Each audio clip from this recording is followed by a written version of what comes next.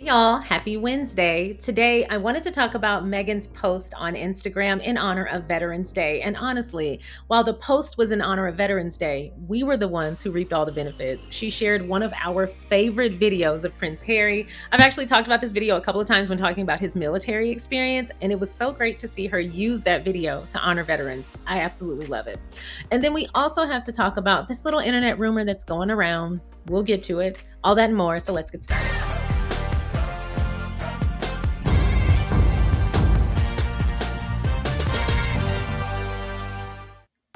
Thank you so much for clicking on my video, and if you're returning, welcome back to my channel. Today, we're going to be talking about two main topics. First, we're going to talk about Meghan's celebration of Veterans Day, and then we also have to talk about this little internet rumor. I'm pretty sure you guys have seen it. I've talked about it over on TikTok, but I wanted to talk about it here on YouTube. But before we get into it, if you haven't already, please don't forget to go ahead and like this video, subscribe to the channel, and feel free to share so that more people can find this. Once again, Meghan's post honoring veterans and service members on Veterans Day is up on Instagram.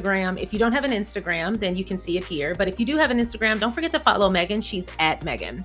The caption reads, "As my husband says, once served, always serving.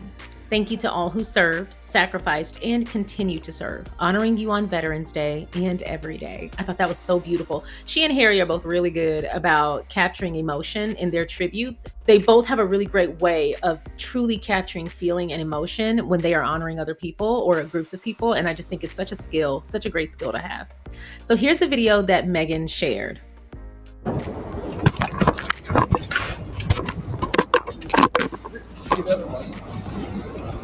Started in the middle. I'm gonna let it play again. I'm sure y'all don't mind. It wasn't done in the wrong way, but it was just.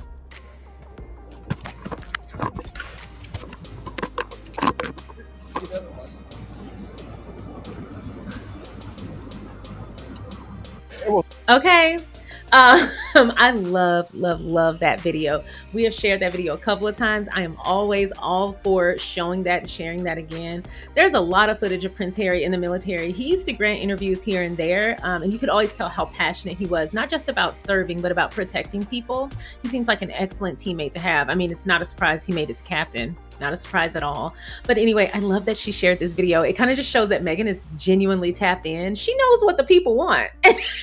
That is the video that has the internet taken by storm again. Because every couple of years, the internet rediscovers this video and they're like, oh, okay, Harry. Listen, I don't think it's a shock to him or Meghan that he has a lot of admirers. I told y'all I had the biggest crush on Prince Harry until he married Meghan. And then I loved her so much. I was like, well, I can't continue to foster this crush because I absolutely adore her. So I'm gonna respect her first. But I'm going, give him his props. He's a handsome somebody, and I think they are equally yoked. But yeah, he's a good-looking somebody, and I think this is beautiful. I love that she tributed him this way. But also, she tributed him this way. This is actually from his recent trip in Canada. I believe this gentleman was 101. I believe he met a person who was 95 and another person who was 101.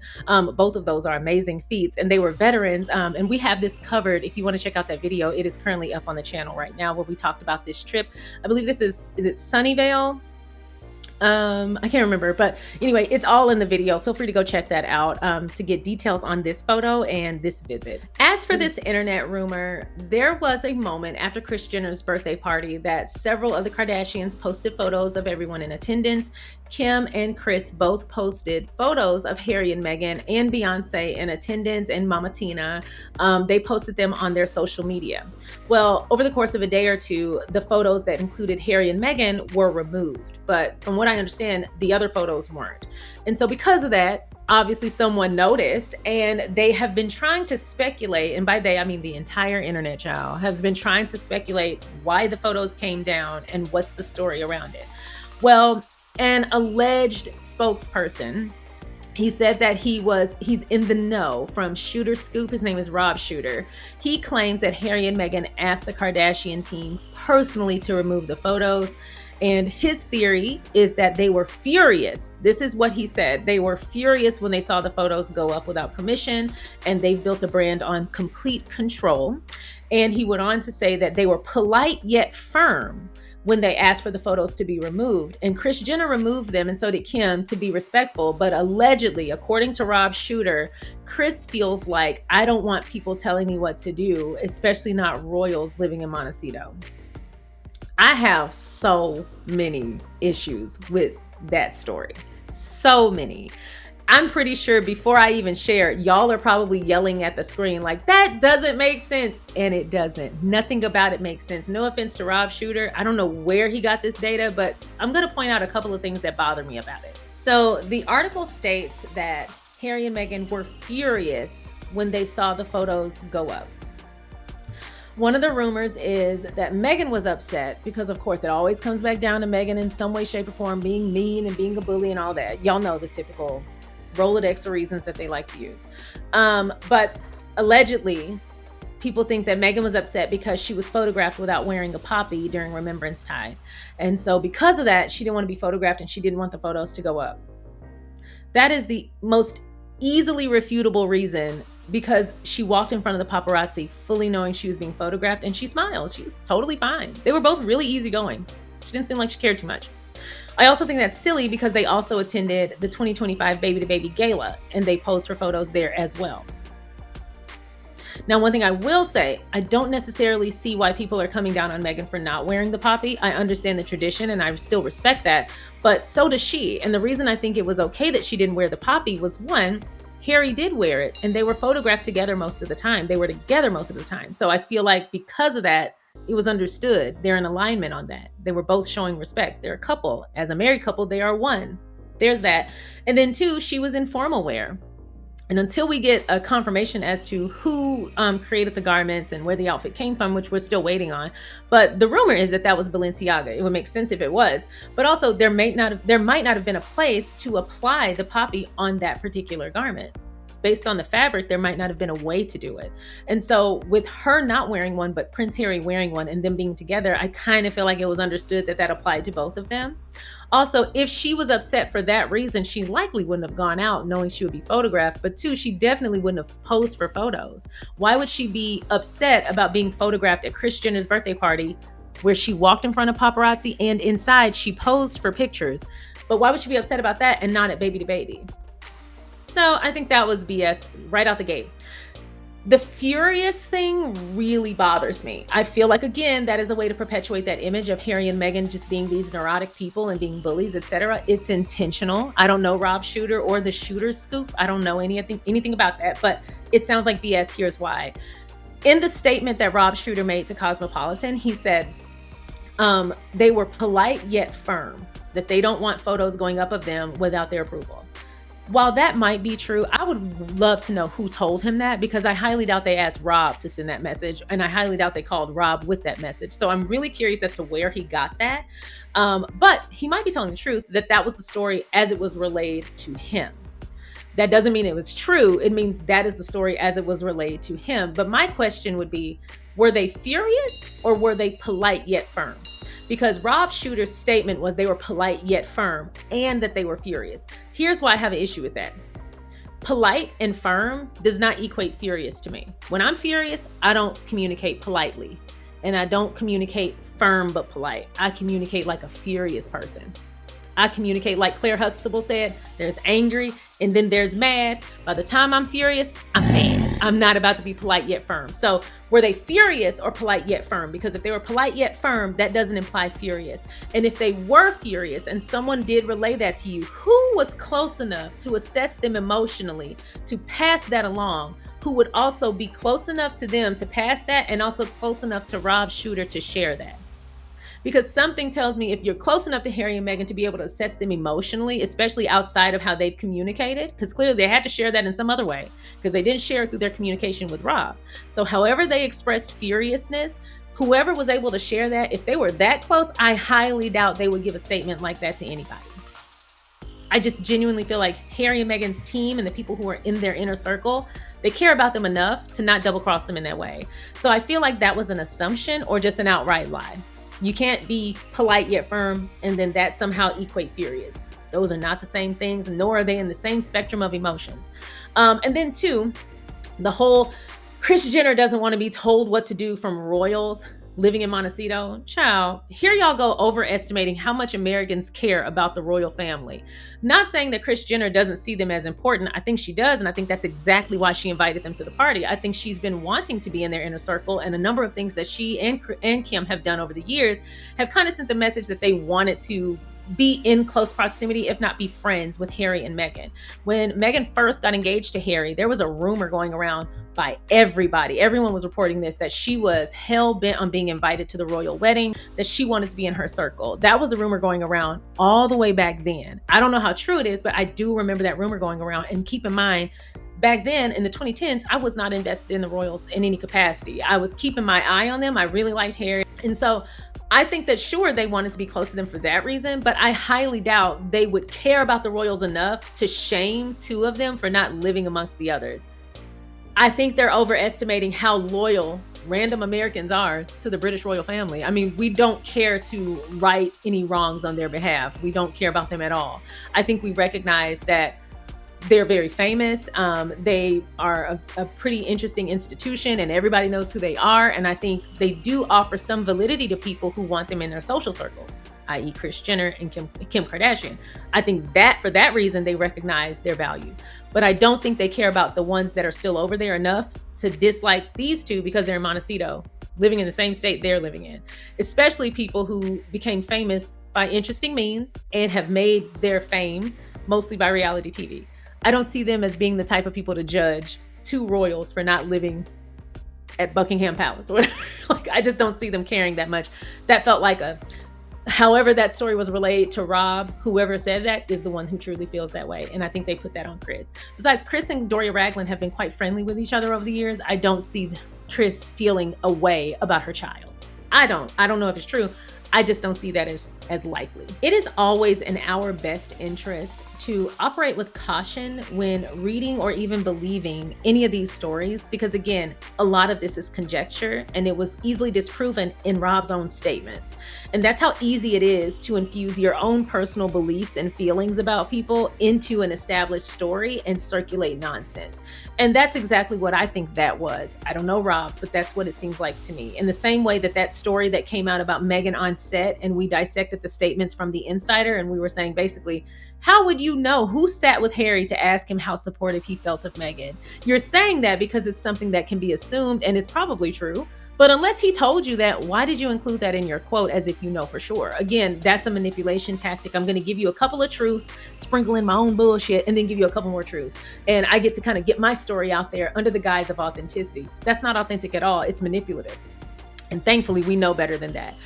What do I think happened? I don't know. But what do I think is likely to have happened is whoever manages the Kardashian-Jenner social media, and they are big on social media. They absolutely have a team who manages their social media. Whoever did probably said, you know what? It's best to not post these until we get permission from Harry and Meghan. Let's pull them down until we get permission.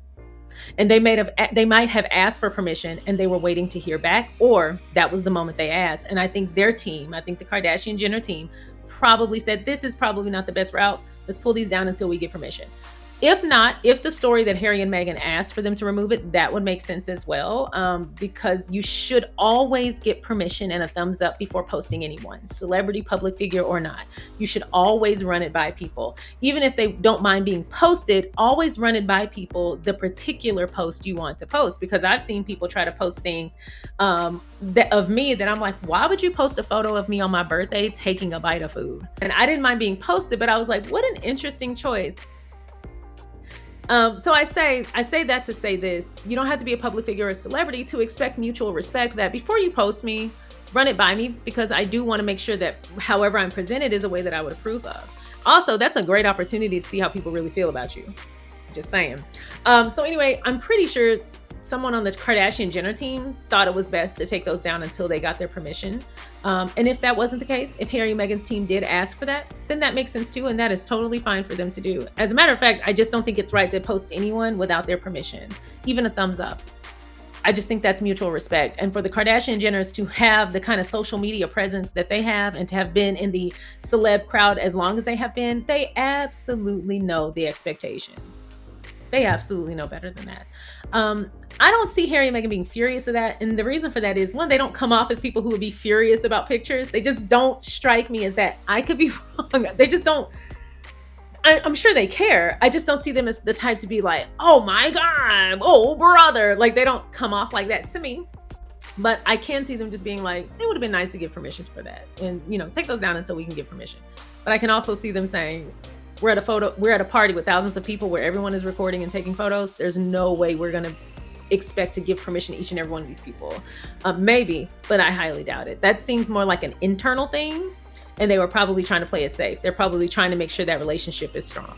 Again, I don't see Kris Jenner trying to shade anyone for being a royal living in Montecito, because one, why would she even give a shit about that? Why would that matter at all? There are plenty of royals who don't live in their home country.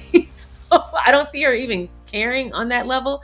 But to try to shame someone, I don't see Kris Jenner doing that. She's one of the most open-minded people. And I also don't think anyone who lives in that much of a glass house would ever even pick up a stone, much less throw it. I think that was a Rob Shooter or whoever communicated that to Rob Shooter's story.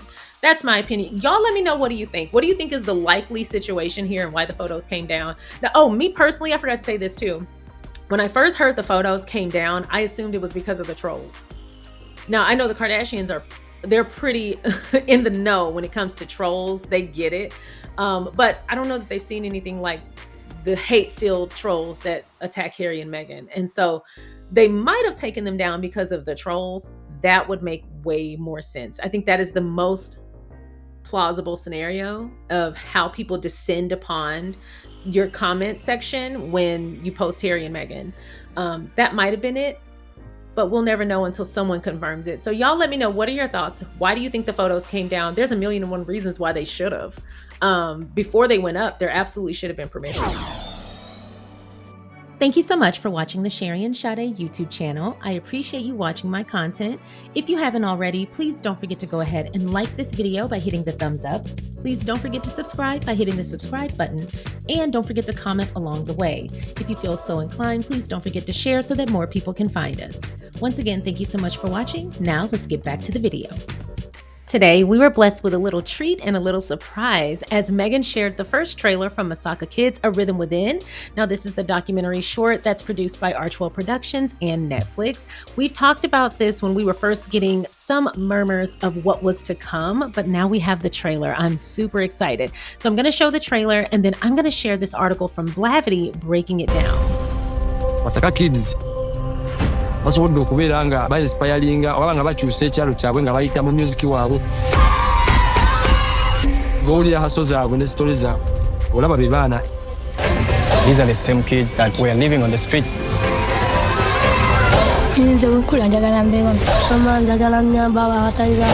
I want to become a good lawyer. Tebwengezaako kutunula birooto byabwe era nga nze nina kwongera bwongezi. It says, in the heart of Uganda's Masaka region, where the shadows of the HIV and AIDS crisis linger, a small orphanage becomes a beacon of hope.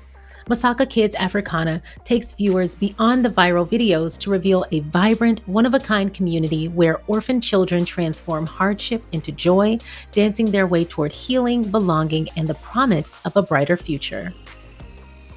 Producers are Prince Harry, the Duke of Sussex, and Meghan, the Duchess of Sussex, Ross Dinerstein, Rebecca Evans, and Gita Ganbir.